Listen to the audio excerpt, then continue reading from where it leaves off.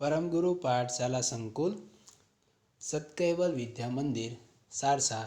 हूँ पंकजभाई परमार आज धोरण 9 गणित विषयનો अभ्यास करावीश। આજે આપણે અભ્યાસ કરશું પ્રમેય 9.1 કે જે એક જ પાયા પર અને બે સમાંતર રેખાઓ વચ્ચેની આકૃતિ પર આધારિત છે।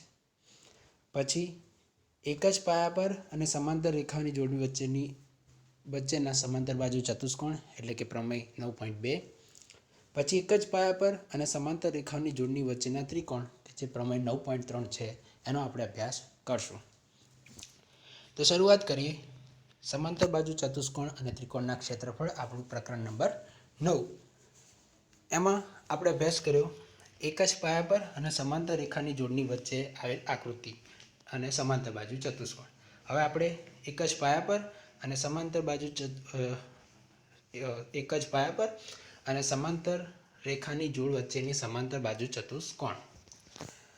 તો પ્રમેય 9.1 કે એક જ પાયા પર અથવા તો સમાન પાયા પર આવેલ બે સમાંતર રેખાઓની એક જોડ વચ્ચે આવેલ સમાંતર બાજુ ચતુષ્કોણના ક્ષેત્રફળ સમાન હોય છે।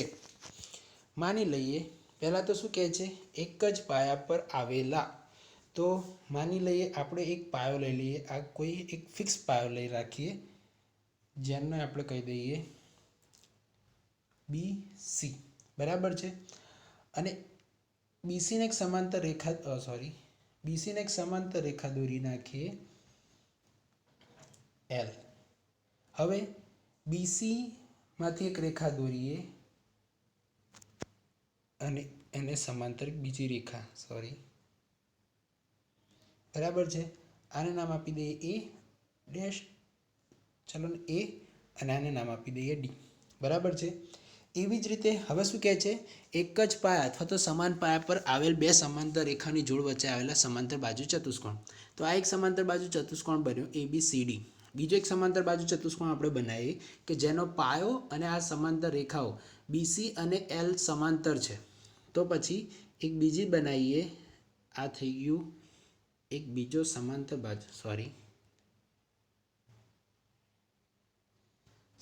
બાજુ ચતુષ્કોણ। આનું નામ આપી દઈએ A ડેશ અને D ડેશ, બરાબર છે। એટલે હવે જો સમાંતર બાજુ ચતુષ્કોણ જે ABCD છે એનું ક્ષેત્રફળ એ કોના બરાબર થશે, તો કે સમાંતર બાજુ ચતુષ્કોણ A dash BC D dash ના ક્ષેત્રફળ જેટલું। એટલે કે જો કલર અલગ કરીને હું તમને સમજાવું કે જે આ ચતુષ્કોણ છે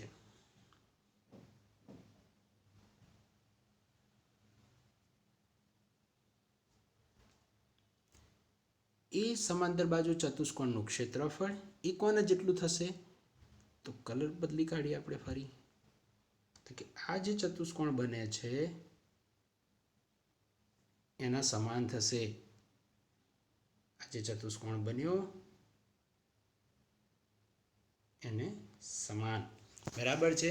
એટલે અહીંયા A dash BC D dash અને ABCD એ સમાંતર બાજુ ચતુષ્કોણ છે। કેવા ચતુષ્કોણ છે, એક જ પાયો જો BC પર જ આવેલ છે, બરાબર છે। એ ક્યાં આવેલ છે, ફક્ત ને ફક્ત BC પર જ આવેલા છે। જો આ ફક્ત BC એક બાજુ એવી છે કે જે દરેક વખતે રિપીટ થાય છે।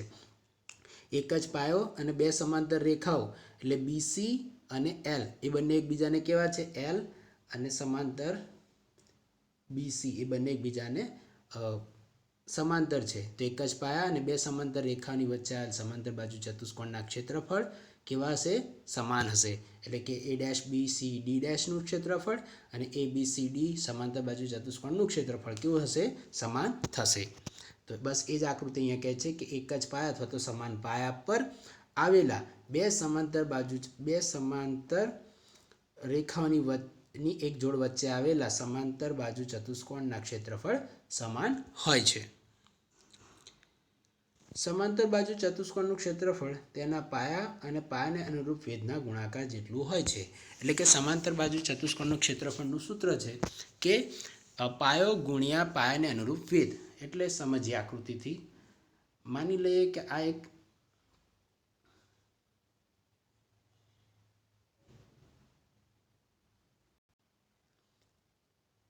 માની લઈએ કે આ એક સમાંતર બાજુ ચતુષ્કોણ છે.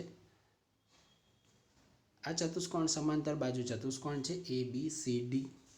આ ચતુષ્કોણ છે. આ ચતુષ્કોણ એક સમાંતર બાજુ ચતુષ્કોણ છે. સમાંતર બાજુ ચતુષ્કોણનો પાયો, પાયો કોને કહેવાય કે જેના પર આપણે વેધ દોરેલો હોય. માની લઈએ આપણે એક વેધ દોરી એમાંથી કે જે સામેની બાજુ પર કેવો હશે 90 અંશનો ખૂણો બનાવશે. તો એને આપણે નામ આપી દઈએ એ ડી એટલે કે ડી. બરાબર છે.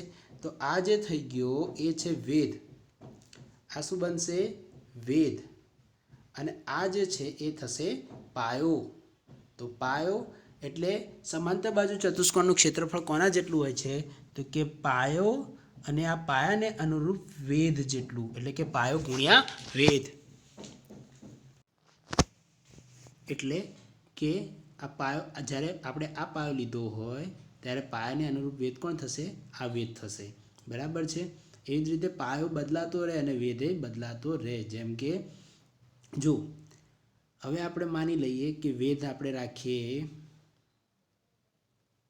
હા એ જ રીતે આપણે અહીંથી આપણે આ રીતે પણ દોરી શકીએ. બરાબર છે. આ એક વેધ થાય. જો આ રીતે આ વેધ થતો હોય તો એ દરમિયાન પાયો આ થઈ જાય. જેના જે બાજુ પર વેધ દોરવામાં આવે એ થઈ જાય પાયો. તો આ જ્યારે આ પાયો રાખીએ ત્યારે વેધ આ બનશે. એ જ રીતે પાયો આ રાખીશું, કલર ચેન્જ કરીએ,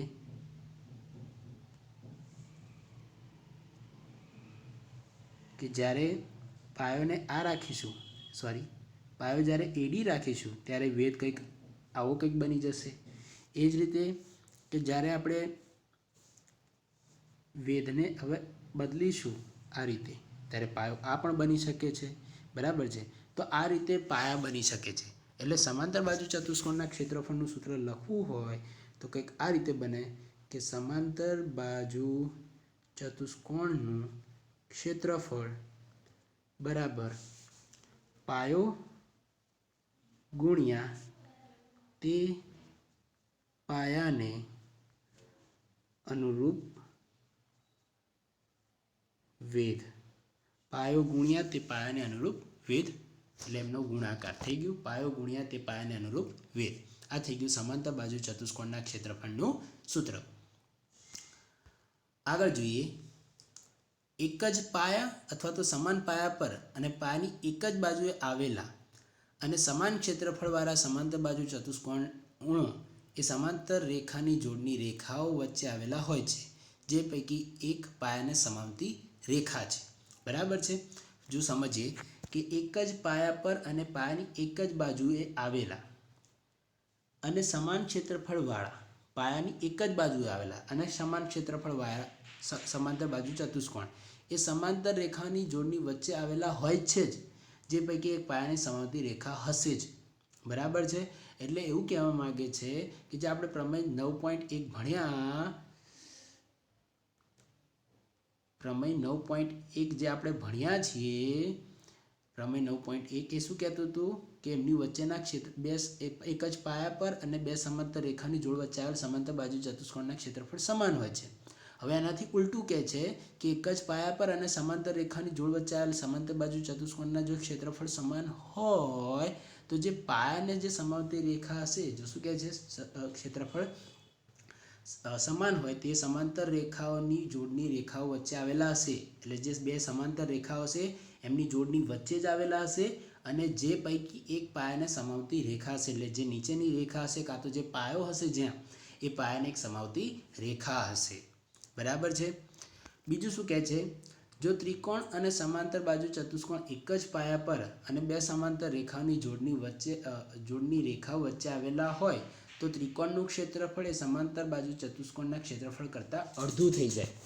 આકૃતિથી સમજીએ કે માની લઈએ આ એક બે સમાંતર રેખાઓ છે, આ રેખા અને એમ, જે આપણે કહી દઈએ એલ સમાંતર એમ. બરાબર છે.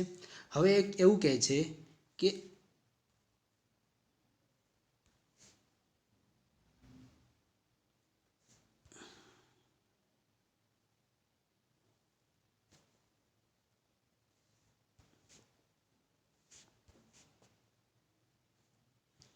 આ એક બન્યો ચતુષ્કોણ, સમાંતર બાજુ ચતુષ્કોણ ABCD, બરાબર છે।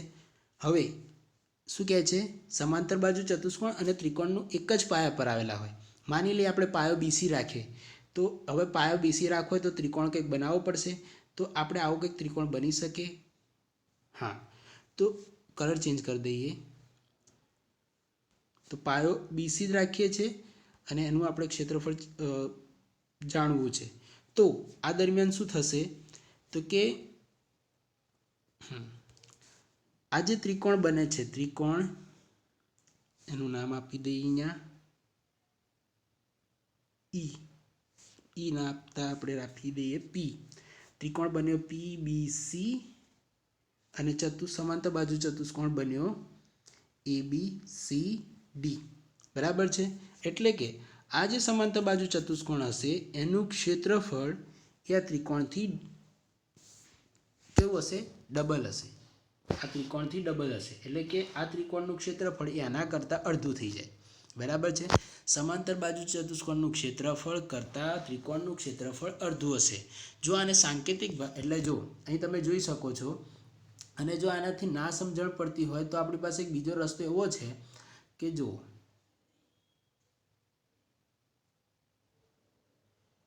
આપણે જ્યારે આવી રીતે એક પ્રમેય ભણી ગયા છે કે સમાંતર બાજુ ચતુષ્કોણના બે વિકર્ણ બે ત્રિકોણ સમાન એકરૂપ ત્રિકોણમાં વિભાજન કરે છે। તો જો આ હવે એક જ પાયા પર બની ગયા કે નહીં, તો આપણે જાણીએ છીએ કે આ બંનેનું ક્ષેત્રફળ અડધું થઈ જાય, તો થઈ ગયું કે નહીં અડધું ક્ષેત્રફળ। એટલે સમાંતર બાજુ ચતુષ્કોણ એક જ પાયા પર અને શું કહે છે, જો ત્રિકોણ અને સમાંતર બાજુ ચતુષ્કોણ એક જ પાયા પર અને બે સમાંતર રેખાઓની જોડની વચ્ચે આવેલા હોય તો ત્રિકોણનું ક્ષેત્રફળ એ સમાંતર બાજુ ચતુષ્કોણના ક્ષેત્રફળથી અડધું થઈ જશે, અને સમાંતર બાજુ ચતુષ્કોણનું પૂછવું હોય તો ત્રિકોણથી ડબલ થઈ જશે, બરાબર છે। હવે છે ત્રિકોણનું ક્ષેત્રફળ। ત્રિકોણનું ક્ષેત્રફળ, તો ત્રિકોણનું ક્ષેત્રફળનું સૂત્ર તો તમે જાણો જ છો, 1/2 પાયો ગુણ્યા વેધ। આપણે કોઈ ત્રિકોણનું ક્ષેત્રફળ જાણવું હોય તો આપણે જાણીએ છીએ કે ત્રિકોણનું ક્ષેત્રફળ બરાબર 1/2 ગુણ્યા પાયો ગુણ્યા વેધ, બરાબર છે। પાયો હોય અને પાયાને અનુરૂપ વેધ હોય। આપણે આ રીતે એક ત્રિકોણ દોરીએ છીએ, એ ત્રિકોણનું નામ જો ABCD આપીએ અને એમાંથી કોઈ વેધ દોર્યો હોય તો આ વેધ અને આ વેધને અનુરૂપ કયો પાયો થઈ ગયો BC, તો આપણે લખવું હોય તો ત્રિકોણ ABCનું ક્ષેત્રફળ 1/2 પાયો BC ગુણ્યા વેધ અને D નામ આપી દો તો AD, બરાબર છે। તો 1/2 પાયો ગુણ્યા વેધ।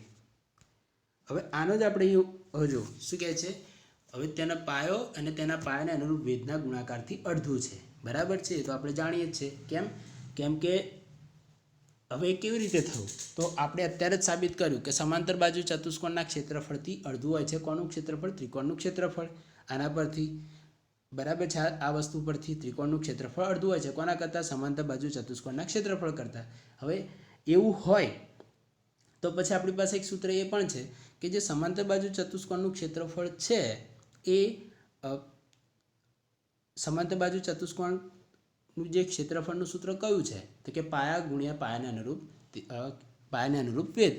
તો પછી જો ત્રિકોણનું ક્ષેત્રફળ અડધું થતું હોય તો આનાથી પણ અડધું થાય જ, તો 1/2 પાયો ગુણ્યા પાયાને અનુરૂપ વેધ, તો થઈ જાય કે નહીં, બરાબર છે। ઓકે, પાયો ગુણ્યા પાયાને અનુરૂપ વેધ એના કરતાં અડધું, એના ગુણાકારથી અડધું। હવે કહે છે એક જ પાયા પર આવેલા અને સમાંતર રેખાની જોડની વચ્ચે આવેલ ત્રિકોણ।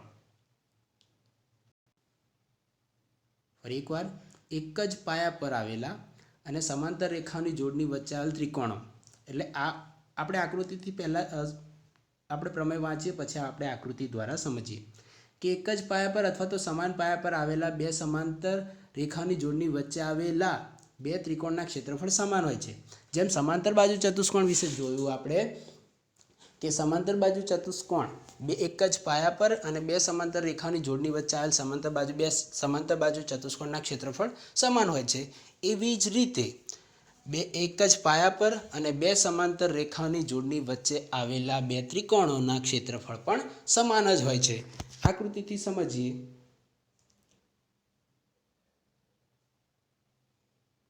આ બે એક સમાંતર રેખાઓ છે, આનું નામ એલ, આનું નામ એમ, બરાબર છે.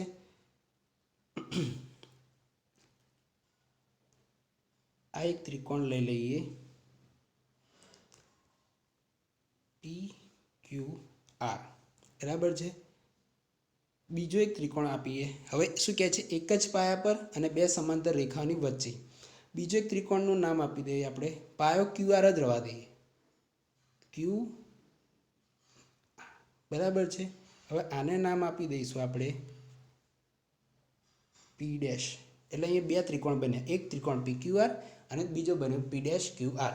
એટલે ત્રિકોણ PQR નું ક્ષેત્રફળ બરાબર ત્રિકોણ P ડેશ QR નું ક્ષેત્રફળ સમાન હોય. ક્યારે? જ્યારે તે એક જ પાયા પર, કલર ચેન્જ કરી દઈએ,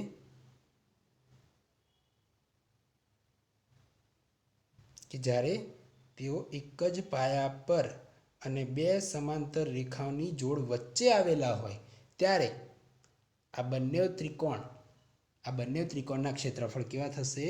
સમાન થાય. ફરી એકવાર પ્રમેય 9.2 શું કહે છે કે એક જ પાયા પર અથવા તો સમાન પાયા પર આવેલા બે સમાંતર રેખાઓની જોડની રેખાઓ વચ્ચે આવેલા બે ત્રિકોણના ક્ષેત્રફળ કેવા હશે? સમાન હોય છે. હવે જોઈએ ત્રિકોણની મધ્યગાનો ગુણધર્મ. ત્રિકોણની મધ્યગા વિશે સમજીએ તો આપણે જાણીએ છીએ કે ત્રિકોણની મધ્યગાનું કામ શું હોય છે? તો કે જ્યારે ત્રિકોણ, આપણે ખાલી એમ જ દોરીને સમજીએ તો જુઓ, આપણે કોઈ એક ત્રિકોણ દોરીએ. હવે ABC, હવે આપણે એક મધ્યગા દોરી આ રીતે, બરાબર છે. તો મધ્યગાનું કામ શું હોય છે? તો એક તો કે એની સામેની બાજુને અડધી કરે છે. બીજું કે અહીંથી ખૂણાઓના માપને, જે ખૂણામાંથી મધ્યગા દોરવામાં આવી હોય એના ખૂણાના માપને પણ અડધો કરે છે, બરાબર છે. તો આપણે એવું પણ કહી શકીએ કે જો એવું બનતું હોય તો કે આ બે બાજુ, જો અહીંયા પણ સમાન ભાગમાં વિભાજન કરતો હોય બાજુનું અને અહીંયા પણ બે સમાન ખૂણામાં વિભાજન કરતો હોય તો એવું પણ બનશે કે આ બે જે આ જે બે એરિયા હશે, એટલે કે જો આને ડી નામ આપી દઈએ તો આનાથી બે ત્રિકોણ બન્યા, એક ત્રિકોણ ADB અને બીજો ત્રિકોણ બન્યો ADC. તો બે ત્રિકોણ જે બને છે એ પણ જે એરિયા, એ જે વિસ્તાર જે કવર કરશે એ પણ સમાન જ હશે. તો એવું બનશે કે આટલું જે ક્ષેત્રફળ છે એ અને આ બીજું જે ક્ષેત્રફળ મધ્યગા દ્વારા બન્યા બે ત્રિકોણ, એ બે મધ્યગા દ્વારા જે બે ત્રિકોણ બન્યા એમના પણ ક્ષેત્રફળ કેવા થશે? સમાન થશે. એટલે બે ત્રિકોણ એટલે આનો મતલબ એવું કે મધ્યગા દ્વારા જે બે ત્રિકોણ રચાય છે એ બંનેના ક્ષેત્રફળ કેવા હોય છે?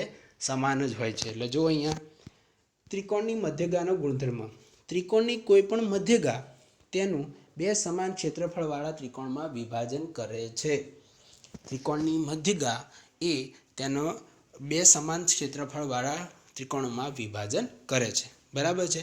એટલે એવું કહી શકીએ કે મધ્યગાથી જે એક ભાગ આપણે બે ભાગ થાય એમાંથી એક ભાગ રહ્યો એ આખા ત્રિકોણના ક્ષેત્રફળથી અડધો થશે, બરાબર છે. હવે પ્રમેય 9.3ની વાત કરીએ. એ શું કહે છે? તો એ મધ્યગાના ગુણધર્મ પર જ આધારિત હશે, આપણે સમજ્યા છે. એટલે તો જોઈએ, એક જ પાયા પર અથવા તો સમાન પાયા પર આવેલા અને એક જ પાયા પર અથવા તો સમાન પાયાની એક જ બાજુએ આવેલા, એક જ બાજુએ તથા સમાન ક્ષેત્રફળ ધરાવતા ત્રિકોણો બે સમાંતર રેખાઓની જોડની રેખાઓ વચ્ચે આવેલા હોય જેમાંની એક રેખા પાયાને સમાવતી રેખા છે, બરાબર છે. ફરી એકવાર, એક જ પાયા પર આવેલા અને એક જ પાયા એટલે કે સમાન પાયાની એક જ બાજુએ આવેલા, એટલે કે જો ઉપરની બાજુએ તો ઉપરની બાજુએ, નીચેની બાજુએ તો નીચેની બાજુએ, બંને ત્રિકોણની એક જ બાજુ આવેલા હોય તથા સમાન ક્ષેત્રફળ ધરાવતા ત્રિકોણો જો એ બે એટલે કે એક જ પાયો હોય અને એક જ પાયાની એક જ બાજુએ આવેલા હોય અને બંને ત્રિકોણના ક્ષેત્રફળ જો સમાન હોય તો એ બે સમાંતર રેખાની જોડની રેખા વચ્ચે જ આવેલા હોય. તો એ બે સમાંતર રેખાની જોડની વચ્ચે જ આવેલા હોય જેમાંની એક રેખા એ પાયાને સમાવતી હશે, એટલે કે એક રેખા જે હશે એ પાયામાંથી જ પસાર થતી હશે. આપણે જે આગળ પ્રમેય 9.2 ભણ્યા એનો પ્રતિપ્રમેય 9.3 થાય. કેવી રીતે? તો એમાં જે આપણે સમજ્યા કે એક જ પાયા પર અને બે સમાંતર રેખાઓની જોડ વચ્ચે આવેલા બે ત્રિકોણના ક્ષેત્રફળ સમાન હોય છે એવું આપણે સમજ્યા. તો અહીંથી એનાથી ઉલટું કહેવા માગે છે કે જો એક જ પાયા પર અને એક જ પાયા પર આવેલા અને એક જ પાયાની એક જ બાજુએ, અલગ અલગ બાજુએ નહીં, કોઈક નીચે દોરે ને કોઈક ઉપર દોરે એવું નહીં, એક જ બાજુ, ઉપરની બાજુ તો ઉપરની બાજુ, નીચેની બાજુ તો નીચેની બાજુ. એટલે આવું કહેવા માગે છે કે જો આને આપણે પાયો લઈ લીધો હોય તો આ પાયાની ઉપરની બાજુ તો બંને ત્રિકોણ પાયાની ઉપરની બાજુ છે, અને જો નીચેની બાજુ લઈએ તો બંને ત્રિકોણ પાયાની નીચેની બાજુ રાખે. બરાબર છે? તો એકની એક જ બાજુ આવેલા હોય તથા સમાન ક્ષેત્રફળ ધરાવતા ત્રિકોણો, એટલે જો જેટલા બી ત્રિકોણ આપણે દોરીએ એ બંનેના ત્રિકોણના ક્ષેત્રફળ કેવા હોય? સમાન હોય. તો બે સમાંતર રેખાની જોડની વચ્ચે આવેલા ત્રિકોણો હોય છે એ બંને ત્રિકોણો એમની વચ્ચે જ આવેલા હશે, જેમાંની એક રેખા એ પાયા પર જ હશે, એટલે કે પાયાને સમાવતી જ હશે. પાયો એ રેખા પર આવેલો જ હશે, કાં તો રેખા એ પાયા પર આવેલી હશે. બરાબર છે? આવું કહેવા માગે છે. તો અહીંયા આપણું આ પ્રકરણ પૂર્ણ થાય છે. બરાબર છે? ફરી નવા વિડીયો સાથે મળીએ. ત્યાં સુધી અસ્તુ.